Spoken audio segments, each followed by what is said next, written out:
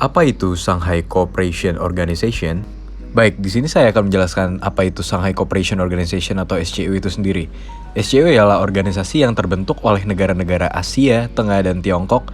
Shanghai Cooperation itu sendiri merupakan organisasi regionalisme yang beranggotakan Cina, Rusia, Tiongkok, Kazakhstan, Uzbekistan, Kirgistan, dan Tajikistan. Sebelumnya, organisasi ini resmi terbentuk pada 15 Juni 2001. Negara-negara anggota SCO tidak pernah luput dari ancaman pertahanan dan keamanan pada penyelenggaraan pemerintahannya, berupa tindak separatisme, terorisme, serta ekstremisme yang melanda sepanjang area perbatasan negara-negara anggota SCO yang saling berbatasan langsung sepanjang 7.000 km.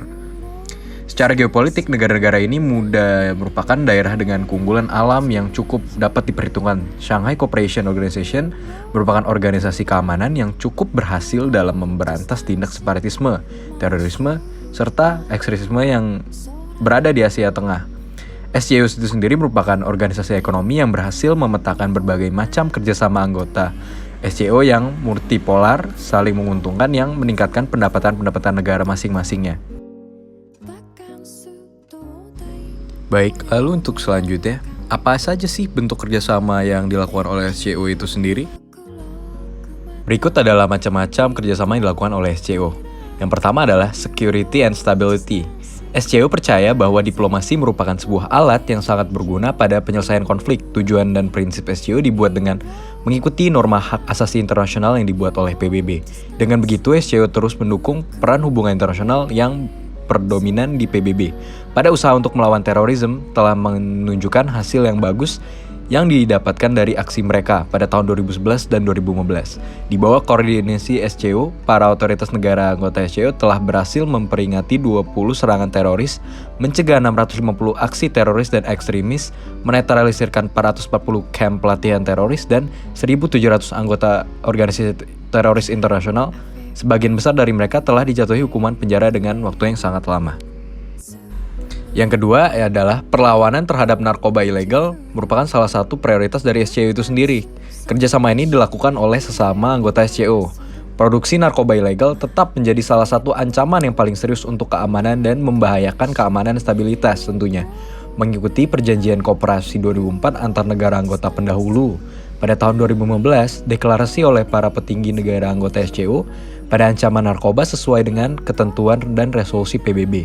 Menyangkut juga dengan hasil dari sesi General Assembly yang menyangkut masalah global pada narkoba yang diselenggarakan pada 2016 di New York. SCO akan memperkuat kerjasama dan akan mengkoordinir aksi para negara anggota untuk melawan ancaman tersebut.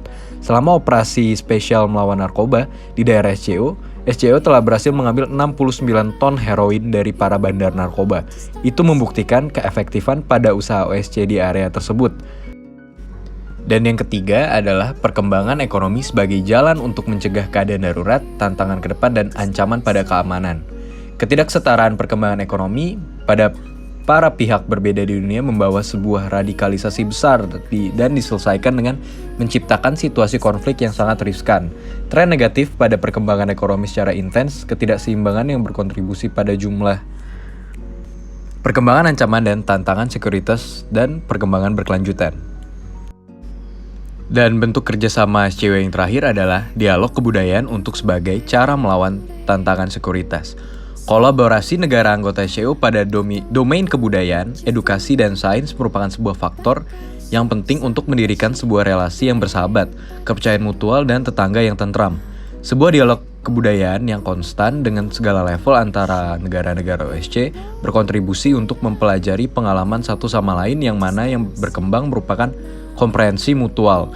Dialog kebudayaan mengumpulkan orang-orang dan unit yang mendukung value dan aspirasi kemanusiaan yang sama, yang berkontribusi untuk mempengaruhi seksofobia, intoleransi, keagamaan, dan etnik.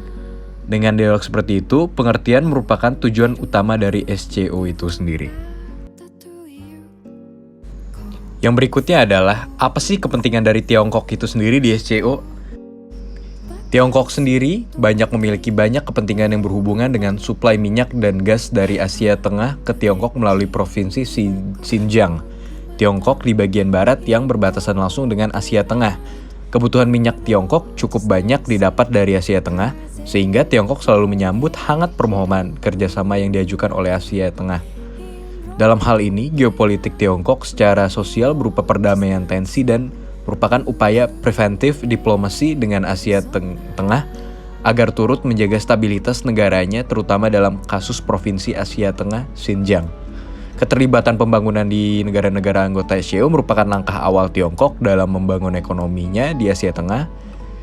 Shanghai Cooperation Organization merupakan mitra ekonomi yang sangat strategis bagi Tiongkok melalui proyek-proyek ekstraksi sumber daya alam, investasi di bidang infrastruktur, dan pinjaman bunga rendah. Lebih dari 10% dari impor minyak dan gas Tiongkok sekarang datang dari Asia Tengah. Itulah kepentingan Tiongkok di SCO. Baik, sekian saja penjelasan tentang seputaran SCO dan kepentingan Tiongkok di dalamnya.